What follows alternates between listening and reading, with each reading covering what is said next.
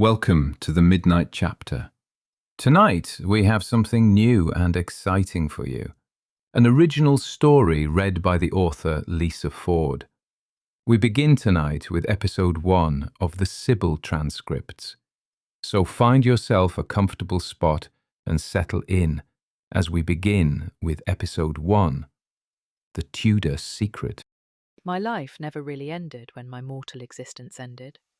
In fact, I would say that was when my life really began. I have never regretted the change in my circumstances. I am sure a lot of people will never understand that. But perhaps if you allow me the indulgence of telling you my story, perhaps it will make more sense, and you will understand why I feel the way I feel. My name is Sybil Fitzhenry. I was born in September 1537. I was born in the Palace of Greenwich. My mother was Elizabeth Walters, known affectionately to my father as Bessie. My mother was one of King Henry Tudor's many mistresses. She was known for her beauty at the court, and was one of Queen Anne's younger ladies coming to the court at the tender age of 15. As an innocent young woman at the court, my mother was naive, and proved to be an easy target for the rapacious King Henry. The court was, at the time, in the midst of turmoil, as the king was no longer in love with Queen Anne, and actively plotting to rid himself of her. My mother, as was the case with many women at the court, was merely a temporary amusement for the king to divert his mind from the troubles within his marriage, and as was the case with many of the king's mistresses, once my mother's pregnancy was revealed, she was hurriedly married to a minor lord who serviced the king's household, and was rewarded with a country house and a pension for taking on my mother and the king's byblow, and sent away from court to await my birth. My early life was very content.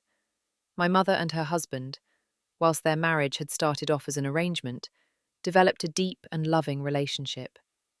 They were attentive and loving parents, and my stepfather, whilst a strict man, was kind and loving, and never treated me as anything other than his own child. My birth was followed very quickly by my 3 brothers, and we settled into a very happy country life. By the time I was born, Queen Anne had met her untimely end on the block, and my father had already replaced her with his next wife, Jane Seymour, and in fact, I was born barely a month before my half-brother Edward. My mother and stepfather were obliged to bring me to court to meet my father, and attended the court for the funeral of Queen Jane, who died of a childbed fever, and pay their respects to the new Prince Edward. As a babe in arms, I do not remember any of this, and relate these events as told to me by my mother. My mother told me that this was also the first time I met my sisters, Mary and Elizabeth, who were at the court at the insistence of Queen Jane. My mother related that my father had been very affectionate with me, and declared that I was a bonny babe. My mother and stepfather managed to resist many overtures to return to court, and although the king tried to rekindle his romantic intentions with my mother, as she had retained her beauty and was possibly even more so from the healthy lifestyle and diet of living in the country, the love my mother and my stepfather had found in each other meant that she did not want to become the king's mistress again. This was probably why my brothers came along so quickly one after the other, as pregnancy was always a good excuse to stay away from court. Life continued peacefully in our home. My brothers and I had a tutor, and we learned our letters and played the games innocent young children play, until one day, when I was 7 years old, when a courier arrived at our home with a letter for my mother, with a summons to attend court and bring me with her. I remember the journey to London well. It was the most exciting thing that had happened in my short life. At that time, all travel was by horse or coach. It took us several days to reach London. We stayed overnight in several coaching inns, and with family friends on the route. My mother, my brothers and I rode inside the coach, whilst my stepfather rode alongside on his black horse, taking each of us up in front of him for stretches of the journey. Whilst I am sure my mother found the lengthy journey exhausting, for myself and my brother, they were fascinating and full of excitement, with endless things to observe. When we weren't crowding to look out of the windows or begging my stepfather to be able to take a turn with him on the horse, we napped on the coach benches. Our final overnight stop was with my mother's parents, and we were greeted with cries of delight by our grandparents and a variety of relatives who had gathered to meet us. Lengthy journeys such as this were an arduous undertaking, and therefore not done very often, so opportunities to meet family were not going to be missed. When we finally arrived at court, we were greeted by the Lord Chamberlain, who guided us to some rooms that had been set aside for our family. Our parents were allocated a small chamber to themselves, and myself, my brothers, and our nursemaids were allocated another. It was a crowded situation, but my mother assured us it wouldn't be for very long and that we would hardly be spending any time in the rooms anyway. That first night we were all so tired that we didn't notice the overcrowding, and as I snuggled into the bed I shared with my little brothers, it was warm and cozy, and I was asleep almost immediately. It was at least 2 days before we were summoned by the Lord Chamberlain to attend the King's presence. My mother fussed greatly with all our appearances, and eventually we were brought before the King. This was my first sight of my father. He sat on a throne at the end of a long, grand room. Beside him sat a pretty, dark-haired woman in an ornate gown on one side, and a boy my own age on the other, and then was flanked on either side by several ladies. Having come from a quiet country life, it was a very imposing sight, and I was in awe. We approached the dais, and my mother curtsied most elegantly to the king, and my stepfather bowed deeply. I copied my mother, and my brothers, being so little, did their best to make their wobbly bows. Having made our bows, the king waved us forward, and slipping her hand to my back, my mother stepped forward, bringing me along with her to stand closer to the king. He was a large man, not just tall, but wide, very fat. His face was round and quite red, and his eyes were small and sharp and scrutinized me closely. After a few moments, seemingly satisfied with what he was observing, the king stood and stepped forward, offering his hand to my mother, who duly curtsied over it and kissed his ring. "I am glad to see you, my lady. Your daughter is a beauty. You have been missed at court. It has been far too long since you were last in my presence."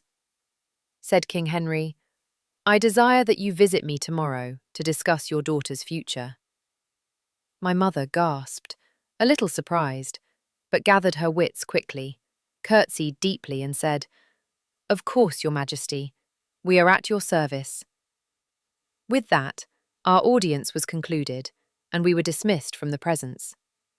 My parents remained within the chamber, no doubt to meet with friends they had not seen for a long time, and my brothers and I were collected by our nursemaids and hurried away from the chamber. The next morning my mother and I were collected by the Lord Chamberlain and escorted to the king's private chambers. I was surprised that my brothers and father did not accompany us, but at that time I was not aware of the king's real position in my life.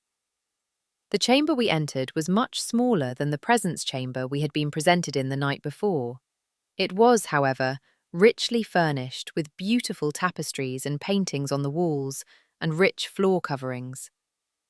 Once we had entered and made our curtsies and been greeted by the king, as my mother and the king began to converse, my attention began to wander, and I noticed that there was a young, red-haired girl sitting at a table off to one side of the room, with a large book in front of her. She seemed engrossed in study, and did not look up at our entrance. The king invited my mother to join him at a table, and I was left for a moment wondering what to do. After a moment, I decided to go and see what the red-haired girl was doing. Once I was stood next to her, my presence seemed to attract her attention, and she looked up at me and smiled. "Welcome," she said. "You must be Sybil. My name is Elizabeth. Do you read?" At my shy nod, she patted the bench beside her and shared her book with me as she read me some of the text. My mother's audience with the king lasted some considerable time. I was so engrossed with the book that Elizabeth was sharing with me, the time flew, and I did not notice the end of the conversation until the sound of rustling skirts caught my attention, and I looked up to find the king and my mother standing over us. The king was smiling broadly and standing with his hands fisted on his hips, and my mother's gentle eyes looked concerned. My mother suggested that we take a walk outside in the grounds, as the weather was fine and the exercise would do us good. Elizabeth closed the book, and we accompanied my mother to the gardens, followed by several ladies a few steps behind. We walked together in the grounds for an hour, and my mother conversed with Elizabeth, asking her about her interests and what she enjoyed studying. The conversation flowed, and for a while Elizabeth and I chased a ball on the manicured grass. As the air had begun to cool, we returned to the palace and parted ways, us to our chamber, and Elizabeth with her ladies back to her own apartments. Once we were alone, my mother turned to me and asked me if I had liked Elizabeth, and after I nodded eagerly, she told me that the king had requested that I come to court permanently to be Elizabeth's companion and lady-in-waiting. It was made clear to me that this request was actually a command, and that there was no choice, and that my parents could not say no. The following 2 weeks were spent at court, getting to know our way around, and much of my time was spent in the company of Princess Elizabeth. We walked the grounds of the palace and talked a great deal. Already it seemed my sister was very intelligent, with a deep love of learning and being well read in science, mathematics, and philosophy. Some of her conversation was well above my own learning, even though my parents had allowed me to join my brother's lessons, and I was no slouch when it came to my letters. But I was by no means on the same level as my sister, and I found myself falling a little bit in love with her.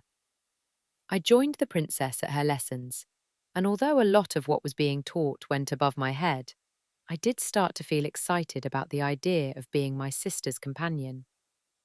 At the end of the 3rd week at court, my mother gently took me into her lap and said that she and my father and brothers needed to be thinking about returning home.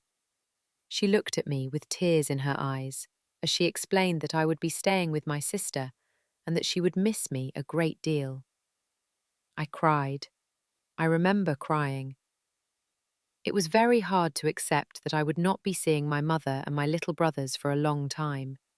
The lengthy journey would mean that it could be years before I saw them again. At the end of the following week, there was a large banquet that my parents were invited to attend, and as a special treat and to say farewell, I was allowed to stay up and accompany the princess to the meal.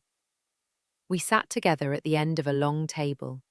The king was seated in the centre, and the Princess Mary was seated 3 seats to the left of the king, next to Prince Edward. I wondered why Elizabeth was not seated next to the king, but I did not ask, and I was quite grateful, as it meant Elizabeth and I could giggle together and talk about the people that were around us, and make speculations about who might be romancing whom. Saying goodbye to my mother, stepfather, and brothers was hard. We embraced in the courtyard, and I struggled to pull myself away from my mother's warm embrace. I breathed her scent in as deeply as I could, so that I could hold on to her memory, and I revelled in the kisses she scattered on my cheeks and eyes, and felt the tears that fell from her eyes fall onto my eyelashes. As I watched the carriage roll away with my mother and brothers, looking back at me out of the windows, Elizabeth came to stand beside me. I felt her slender arm slide around my waist, and her cheek rest upon my head as I wept. Life at court settled into a routine. Elizabeth was tender and sisterly towards me. As her companion, and being so young, I ought to have been put into a dormitory with other young ladies at court, but my sister Elizabeth requested that I shared her room. As I had never slept alone, I was comforted by her presence, and we spent many evenings curled up together in her bed, reading and whispering our girlish secrets to each other. Our days were filled with lessons. We studied mathematics with an elderly tutor, who we found very amusing, mostly because he had a long beard that always seemed to have food remnants tangled in it. We studied a number of languages, Latin, French, and Spanish. We attended dancing lessons together, and I found that not only did I enjoy it, but I had a talent for it. The next few years were spent rotating between a number of the royal homes and palaces, Hunsdon, Eltham, Greenwich, and Hatfield, usually dependent on the king's current mood and whether or not Princess Elizabeth was in favour. The princess's fortunes seemed to rise and fall with the machinations of the courtiers surrounding the king, and whichever queen currently ruled the court. And as much as my sister tried to stay out of the political games those around her played, there never seemed to be any way to escape. When our father married for what was the final time, his new wife, the Queen Catherine, proved to be a very devoted stepmother and very loving. She ensured that we were moved back to court on a more permanent basis, with the entirety of my sister's household, and we had, for the first time since I had come into my sister's life, a period of stability and happiness. Sadly, this did not last long. Our father, the king, died in 1547, and from that time onwards, life was an endless round of instability, intrigue, drama, and moves of home. My last day of my human life, I was 15 years old. We were living at Hatfield, and it was, for once, peaceful. It was autumn, and the trees were all the rich colour palette of autumn, gold, reds, and ambers. After our daily lessons were complete, I had taken a book out into the gardens to read in the afternoon sunshine. The hounds were running across the grass and being chased by some of the younger page boys. The barking and laughter drew my attention away from my book. As I watched the pages running back towards the house, I noticed the leaves drifting down from the tree I was leaning against, drifting snowflakes of red, yellow, and orange. It was so peaceful and quiet. Just the birds, the rustling of the leaves, and my own breathing. Before long, I was drifting, and my eyes were closing. And that was the end of my mortal existence. Thank you for joining us for this premiere installment of Sybil's story. We hope that you have enjoyed the opening chapter. If you have, take a moment to hit the like button. It helps with the algorithm. Join us again next week for more.